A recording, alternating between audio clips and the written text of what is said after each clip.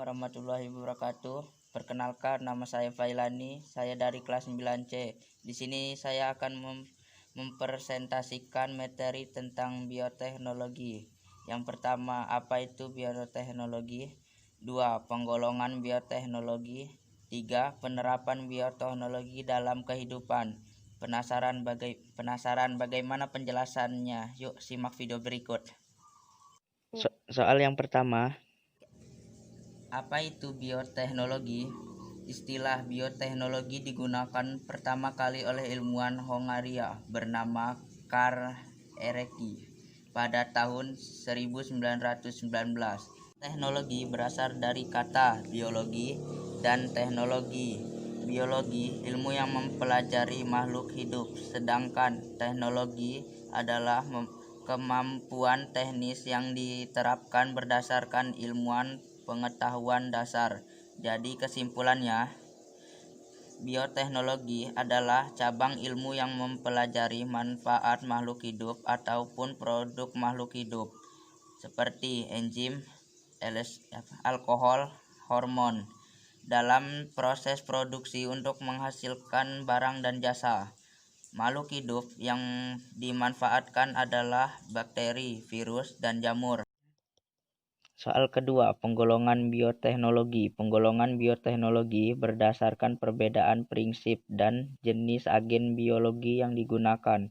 Bioteknologi digolongkan menjadi dua jenis, yaitu bioteknologi konvensional dan bioteknologi modern. Yang pertama, bioteknologi konvensional. Pada bioteknologi konvensional, manipulasi atau rekayasa agen biologi dilakukan pada kondisi lingkungan dan media tumbuhan atau substrat tertentu. Agen biologi yang sering digunakan dalam biologi konvensional berupa mikroorganisme, mekanisme untuk menumbuhkan dan meningkatkan kemampuan mikroorganisme dalam menyintesis atau senyawa, yaitu dengan menambahkan zat-zat tertentu pada suatu substrat atau media kultur. Peralatan dan teknologi yang digunakan dalam bioteknologi konvensional tergolong sederhana dan manfaat agen biologinya terbatas. Contoh aplikasi dari bioteknologi konvensional yaitu pembuatan TP menggunakan Rhizopus oryzae dan pembuatan kecap menggunakan Aspergillus wheati. 2. Bioteknologi modern. Pada bioteknologi modern, manipulasi agen biologi dilakukan pada susunan gen dalam kromosom. Bioteknologi modern disebut juga dengan rekayasa genetika. Rekayasa genetika merupakan semua proses yang ditunjuk untuk menghasilkan organisme transgenik. Transgenik merupakan organisme yang urutan informasi kromosom telah diubah sehingga memiliki keunggulan menjadi sifat yang diinginkan. Peralatan dan teknologi yang digunakan dalam bioteknologi modern lebih canggih dibandingkan dengan bioteknologi konvensional. Contoh aplikasi dari bioteknologi modern yaitu program bayi tabung, pembuatan organisme transgenik, dan cloning. 3. Penerapan bioteknologi dalam kehidupan manusia. A. Penerapan bioteknologi dalam bidang pangan. Aplikasi bioteknologi secara konvensional dalam bidang pangan. Minuman banyak dilakukan dengan cara fermentasi, sedangkan dalam bioteknologi modern dikenal dengan protein sel tunggal PST dan mikroprotein. Fermentasi. Proses fermentasi dibantu oleh mikroorganisme. Fermentasi. Proses fermentasi dibantu oleh mikroorganisme. Mikroorganisme yang paling banyak berperan dalam proses fermentasi adalah bakteri, jamur, kapang dan hamir, dan virus. Kedua, protein sel tunggal. Sebagai sumber protein, organisme penghasil PST memiliki keunggulan yaitu mempunyai kemampuan berkembangbiakan yang cepat dan relatif mudah. Beberapa contoh mikroorganisme yang digunakan sebagai PST yaitu Saccharomyces cerevisiae dan Candida ulutina digunakan dalam industri suplemen makan ternak, sedangkan Spirulina sp digunakan sebagai sumber makanan.